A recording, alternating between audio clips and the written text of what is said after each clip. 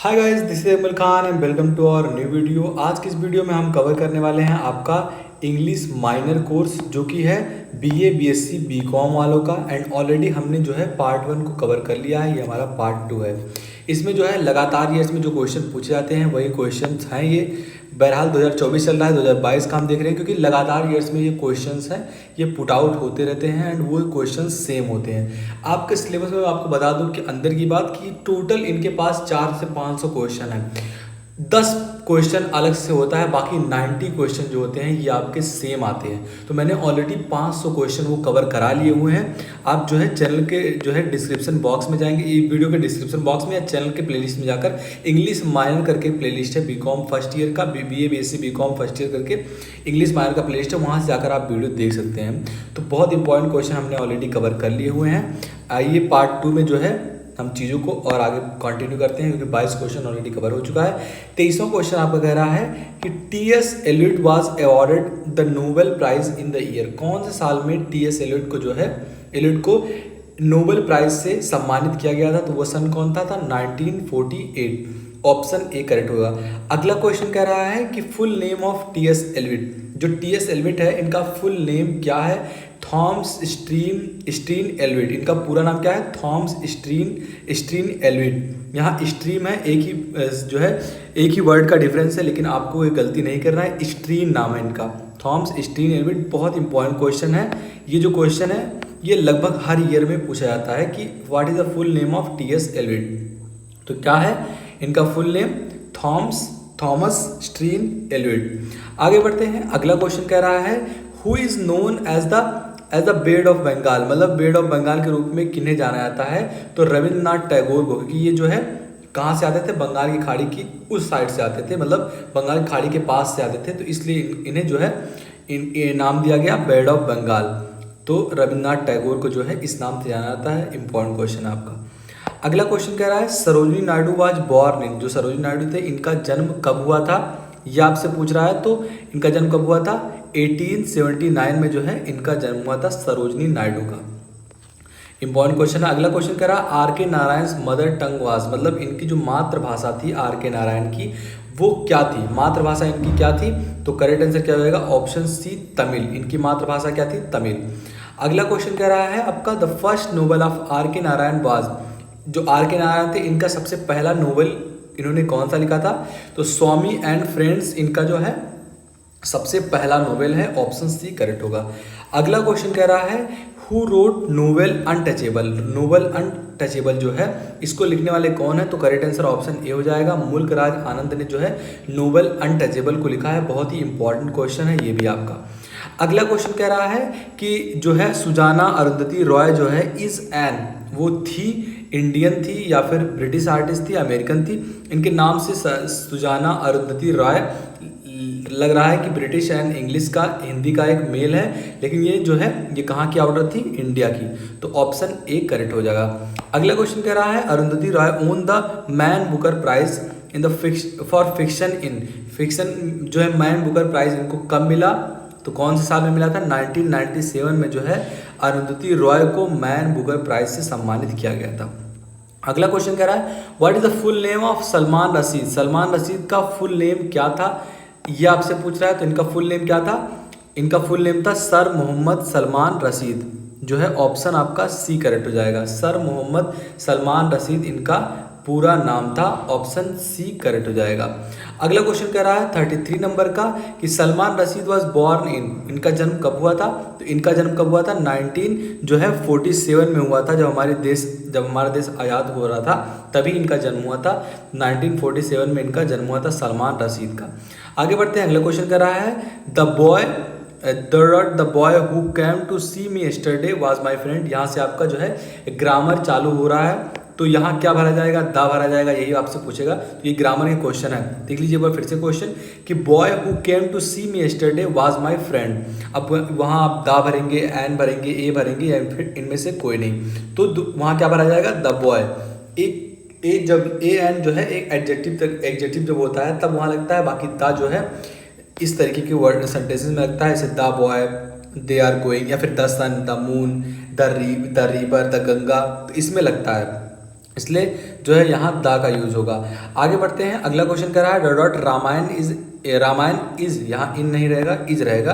Ramayan is Holly book, तो यहाँ क्या भरा जाएगा, यहाँ भी दा भरा जाएगा, क्योंकि जो सम्मानित से चीज़ें, जो सम्मान की चीज़ें होती हैं या फिर जो यूनिक चीज़ें होती हैं, इनके आगे ज़्यादातर दा लगाया जाता है, इसलिए ऑप्शन सी करेक्ट होगा।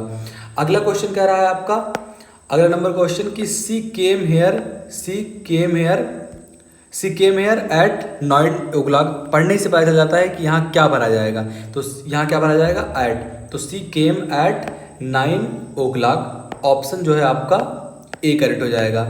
एंड आगे बढ़ते हैं, 37 नंबर क्वेश्चन कह रहा है कि ही गॉट द ट्रेन, यहाँ क्या भरा जाएगा, इन, एट, ऑन या फिर इनटू, तो ऑब्वियस सी बात है he got into the train, तो ऑप्शन डी करेक्ट होगा। आगे बढ़ते हैं, अगला क्वेश्चन कर रहा है all this hard book has a dot dot him, तो यहाँ क्या भरा जाएगा, यहाँ नन ऑफ द अबव, इनमें से कोई नहीं भरा जाएगा क्योंकि ये सारे गलत हैं ऑप्शंस, तो ऑप्शन जो है आपका डी करेक्ट होगा। अगला क्वेश्चन कह रहा है कि give the correct antonym of the fortune, fortune जो है इसका एंटानम बताना है। एंटानम मतलब क्या होता है आपका, उल्टा बताना है, विलोम शब्द बताना है। तो फॉर्चून मतलब होता है भाग्य, इसका उल्टा क्या हो जाएगा, मिस फॉर्चून मतलब दुर्भाग्य, तो ऑप्शन डी करेक्ट होगा। अगला क्वेश्चन कर रहा है कि give the correct synonym of the urban, urban जो होता है इसका सिनोनिम बताना। सिनोनिम मतलब क्या होता है, समानार्थी शब्द जो एक दूसरे से मिलते हों, तो जो अर्बन मतलब भी होता है कि सिटी वगैरह, जो सिटी जैसे हो गया शहर हो गया, अर्बन मतलब भी शहर होता है, तो इसका सिनोनिम क्या भरा जाएगा, सिटी। आगे बढ़ते हैं, अगला क्वेश्चन कर रहा है one who believes in God is known, ये आपका वन वर्ड सब्स्टिट्यूट इसे बोलते हैं, जो बहुत सारा लाइन लिखा रहेगा उसको एक शब्द में बताना हो तो उसे वन वर्ड सब्स्टिट्यूट के नाम से जानते हैं। तो एक यहाँ क्वेश्चन क्या है, one who believes in God is known as, एक जो ईश्वर पर भरोसा रखता है उसे क्या कहते हैं, ऑप्टिमिस्ट। अब जो ईश्वर पर भरोसा नहीं रखता है उसे थीस्ट कहा जाता है, या फिर ईश्वर पर जो भरोसा नहीं रखता उसे थीस्ट कहा जाता है, या फिर पेसिमिस्ट कहा जाता है। तो ऑप्शन यहाँ क्या करेक्ट हो जाएगा आपका बी, एक जो ईश्वर पर भरोसा रखता है उसे ऑप्टिमिस्ट कहते हैं। आगे बढ़ते हैं, अगला क्वेश्चन कह रहा है आपका कि precious writing is a art of presenting certain information, ये सही बात है कि नहीं, तो हाँ बिल्कुल, जो प्रेसिस राइटिंग होता है ये आर्ट होता है प्रेजेंट करने का, करेक्ट सर्टेन इन्फॉर्मेशन को जो है बताने का, तो इसलिए करेक्ट आंसर क्या हो जाएगा आपका ऑप्शन ए, बिल्कुल सही बात है। अगला क्वेश्चन कर रहा है a formal letter should be dot to have desired effect on the recipient, वो किस पर होता है, तो इन सभी पर होता है, इन्हें प्रॉपर फॉर्मेट में भी होता है, ग्रामेटिकली करेक्ट भी होना चाहिए, रेलिवेंट भी होना चाहिए, तो किसी लेटर को, तो ये सारी खूबियाँ होनी चाहिए, इसलिए ऑप्शन आपका क्या करेक्ट हो जाएगा, D, all of the above. आगे बढ़ते हैं, अगला क्वेश्चन कर रहा है आपका, अगला क्वेश्चन क्या कह रहा है कि which of these is right format for writing the date in a formal letter, in all formal letter, मतलब किसी भी फॉर्मल लेटर को लिख रहे हैं तो डेट अगर आप लिख रहे हैं तो इसमें से डेट कौन सा सही रहेगा, तो यही डेट कैसे लिखते हैं, 25 जून 2024, इस तरीके से लिखते हैं, ना आपका इस तरीके से लिखते हैं ना इस तरीके से लिखा जाता है। अगर आप फॉर्मल लेटर में डेट डाल रहे हैं तो आप इस तरीके से डालते हैं कि 25 जून 2022 या फिर जो भी रहेगा डेट, बाकी फॉर्मेट यही रहेगा, तो ऑप्शन ए करेक्ट होगा। अगला क्वेश्चन करें the purpose of resume is, resume का पर्पस क्या होता है, किसी जॉब को पाना। आप रेज्यूम क्यों बनाते हैं, अपने तरीके से लिखते हैं कि हाँ 12 में हमने इतना मार्क लाया था, 10th में इतना, हमारे पास वर्क का इतना एक्सपीरियंस है, तो आप रेज्यूम बना रहे हैं, तो किसके लिए रेज्यूम बना रहे हैं, ताकि आप जॉब पा सकें, इसलिए ऑप्शन ए करेक्ट होगा। अगला क्वेश्चन कह रहा है आपका a summary placed at a beginning of a CV acts as, वो क्या होता है, स्टेटमेंट ऑफ एन ऑब्जेक्टिव होता है, इसलिए ऑप्शन ए करेक्ट होगा।